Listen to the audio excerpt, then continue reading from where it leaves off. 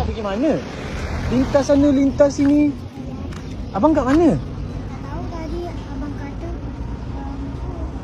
Rumah kat mana? perpustakaan. Rumah kat mana?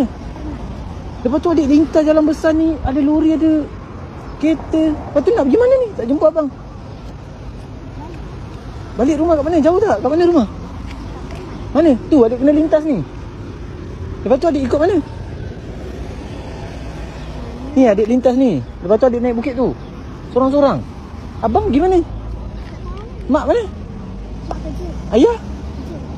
Ya Rabbi ya Muhammad. Lepas tu kat rumah ada siapa? Astagfirullah. Abang mana?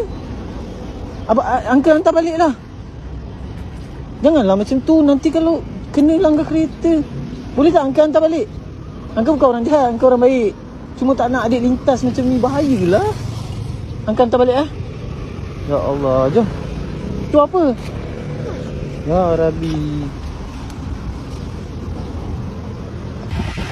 Mana? Lepas tu mana? Mana? Sini.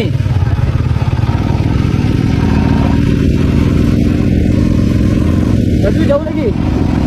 Mana? Ya Allah, adik jalan kaki ni. Ya Rabbi ya Muhammad. Daripada sini lah, daripada rumah ni.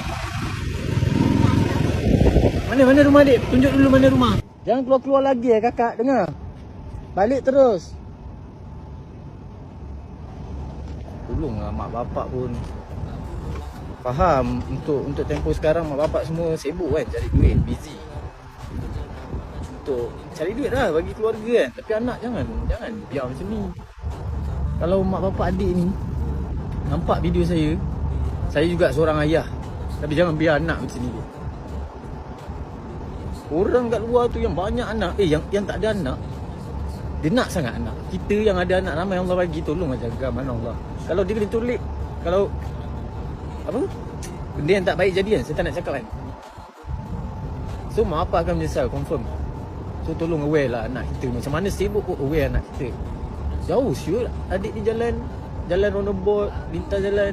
Sebab aku dah pasti adik ni lama kan. Asal budak ni macam tak tahu arah nak pergi sana pergi sini kan. Satu kena langgar lah, nak bilang jeli. Kedua kalau kena tulik macam yang macam kita tahu kan. So tu je lah aware tentang anak-anak kita. Tak kisah lelaki perempuan. Sekarang lelaki pun tak selamat, perempuan lagi lah, betul. Budak kan. Moga-moga lepas ni parents adik ni aware. Jangan bagi lepas.